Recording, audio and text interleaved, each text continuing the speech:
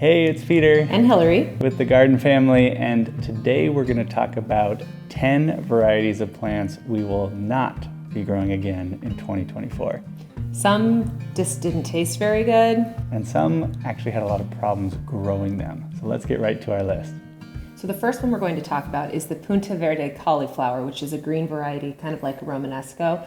And to be honest, it just didn't taste that good. We had it raw, we had it roasted, and the flavor wasn't very good. Yeah. Yeah. It looked really pretty. It's beautiful. Yeah, it had this Very really cool. cool spiral pattern. From a growing perspective, it was a really robust plant, but it took up a ton of space. So just a huge plant, kind of shaded out the other plants, and what you got was more normal size cauliflower head. And yeah, I agree. It was just sort of dry, didn't taste very good. So plants numbers 2 and 3 we'll introduce together. One is the early snowball cauliflower, and the other was a Waltham broccoli. So we grew both of these in the spring, and both of them did not form a very good head. They both kind of bolted really early.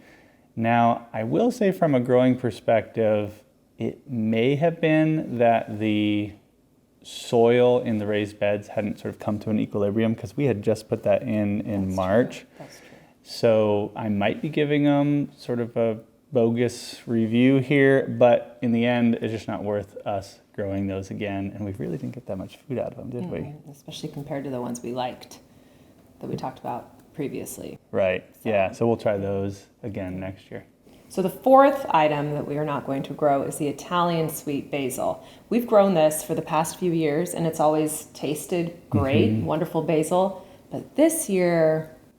Yeah, it's not a flavor issue. This year we actually got fusarium wilt on our basil for the first time. So it did significantly impact our yields. This particular one, in comparison to the Thai basil, seemed the most susceptible to it.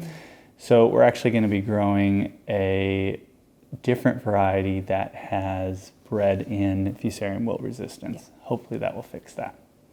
All right, so plants numbers 5 and 6, I'm going to also put those together.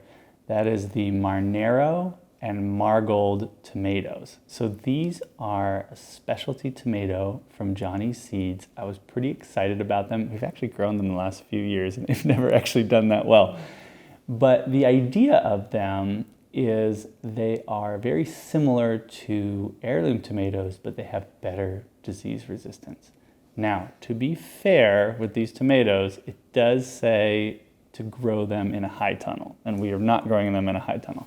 But I thought, hey, if they taste just as good as the heirlooms and they've got the disease resistance, what is there a problem with? So the really issue is they just didn't grow better than the heirlooms. I didn't really see better disease resistance. And then what do you think of the taste?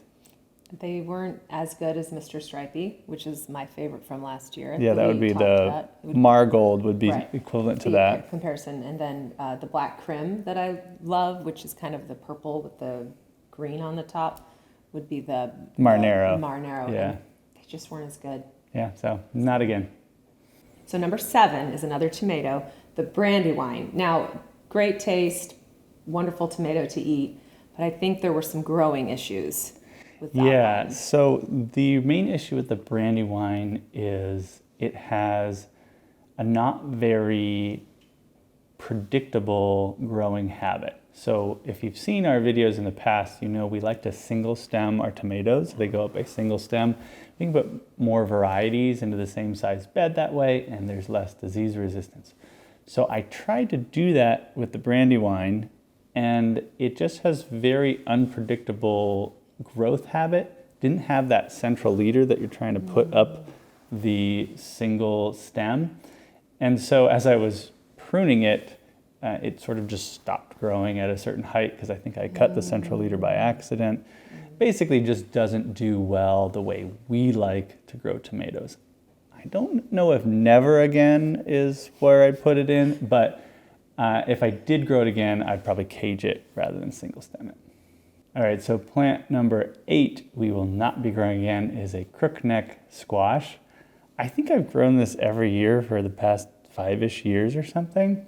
I like the idea of having the variety of the zucchini and the squash, but the reality is it's a much less vigorous plant. It doesn't produce as much as the zucchini and seems just as or more susceptible to squash vine borer. And really every year we just get very few crookneck squash in comparison to zucchini. And then what about eating? I mean, they taste good, but we have this beautiful bounty of gorgeous zucchini and these tiny little crookneck squashes that even if you slice them, you get pieces that aren't even the same size. So if you wanted to variegate your squash in a dish with tomatoes for like a, ratatouille, they don't work that well. I don't think they can bake as well. So you like spiralizing them too, and the curvature makes that difficult. It does. As an alternative, we're actually going to be growing a yellow zucchini. So we still get the look of the yellow, but hopefully more prolific. We'll see how it bakes too.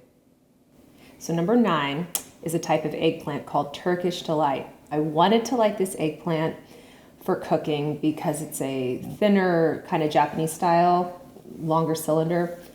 I never liked it, and I tried it in a variety of recipes, sauteed, roasted, pureed, and it always was spongy. And I salted it, and I did all the things you're supposed to do. So I did not like it very much. Yeah, I mean, from a growing perspective, it was great to grow. It was a super vigorous plant, produced a lot of eggplant. Yes. But what's the point in growing a vegetable plant that you don't like to eat? So ultimately, we're going to try some different types of eggplant in its stead. All right, so our last vegetable we will not be growing again in 2024 is the futsu, not sure I'm saying that right, futsu butternut squash. We love butternut squash, and this one looks really interesting. It looks like a little ribbed pumpkin, but ultimately the vine is not very vigorous in comparison to our Waltham butternut that we grow. So we get way less butternut squash off of it, and it just didn't seem like it thrived that well. And then combined with the fact that from a cooking perspective and preserving perspective, it just looks really fussy. It doesn't store that well either. It starts to kind of almost dehydrate. So while we have our regular butternut squash, which are still storing really well, these ones are kind of getting shriveled. But they are beautiful in a floral arrangement or like a centerpiece. So if you want them purely for aesthetic purposes, they're a great plant for that. Yeah, they do look good, like in a bowl or something. But ultimately, we'd rather have the space for something that we like to eat more and is a little bit more prolific. So that's a list of 10 varieties of plants we will not be growing in 2024. That being said, we have a bunch of new varieties that we will be growing.